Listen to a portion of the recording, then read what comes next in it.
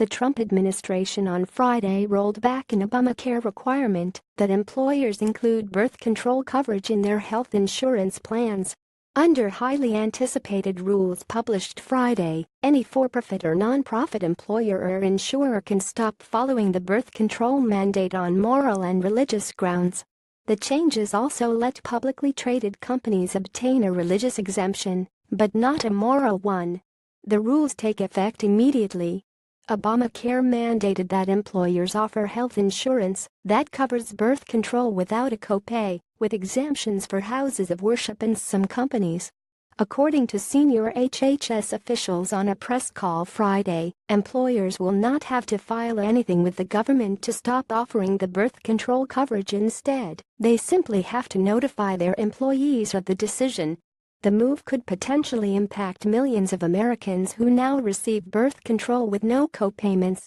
The changes follow an executive order President Trump signed in April that instructed the Department of Health and Human Services to address conscience-based objections to the mandate, which has faced strong opposition from religious schools, charitable organizations and priests and nuns. Shortly after Trump's executive order, former HHS Secretary Tom Edmonds Price Zinke under federal investigation for speech to NHL team report overnight healthcare. Schumer calls for tying Obamacare fix to children's health insurance. Puerto Rico's water woes worsen. Dems plead for nursing home residents' right to sue. Senate confirms number 2 spot at HHS. Days after Price resigns, Moore vowed he would take action in short order to follow the president's instruction to safeguard the deeply held religious beliefs of Americans who provide health insurance to their employees. The decision is a big win for social conservatives, a voting bloc that strongly supported Trump in the presidential election. Senior HHS officials who declined to be named said the intent of the rule is to provide relief to groups that have been engaged in legal battles over the mandate since its inception in 2012.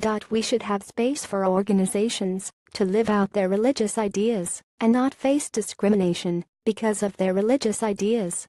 That was the case beforehand, and that ends today, said one HHS official. The officials argued that 99.9% of women won't be affected by the rule, a conclusion they reached by considering the 200 entities that have participated in lawsuits against the federal government over the mandate. An earlier study commissioned by the Obama administration showed that more than 55 million women have access to birth control without copayments because of the mandate. When the mandate was implemented, it required all health insurance offered by the vast majority of employers to cover at least one of 18 forms of birth control approved by the Food and Drug Administration. The action has already drawn lawsuits. Both the American Civil Liberties Union and the National Women's Law Center said Friday they would challenge Trump administration's changes in court. Today's outrageous rules by the Trump administration show callous disregard for women's rights, health, and autonomy.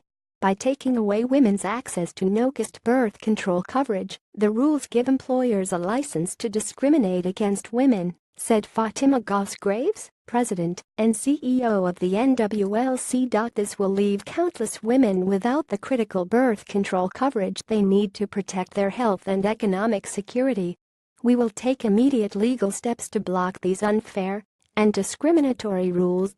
Top Democrats quickly criticized the move as bad for women's health.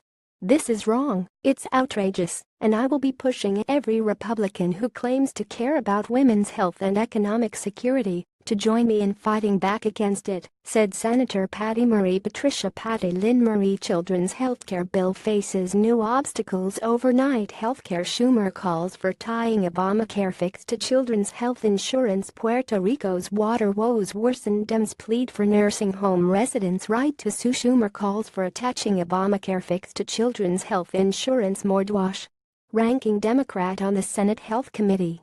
Conservative groups cheered on the changes as a win for religious freedom. This onerous mandate is a burden on employers, individuals, and religious organizations who, because of their beliefs concerning the protection of unborn human life, are faced with the decision to violate sincerely held religious or moral beliefs. pay steep fines, or forego offering or obtaining health insurance entirely, said Melanie Israel, a research associate at the Heritage Foundation. Americans will remain free to make their own decisions about and purchase or find coverage for the drugs and devices at issue in the mandate. And entities with objections will not be forced to be complicit in choices that would violate their religious or moral convictions. Updated at 1:55 p.m.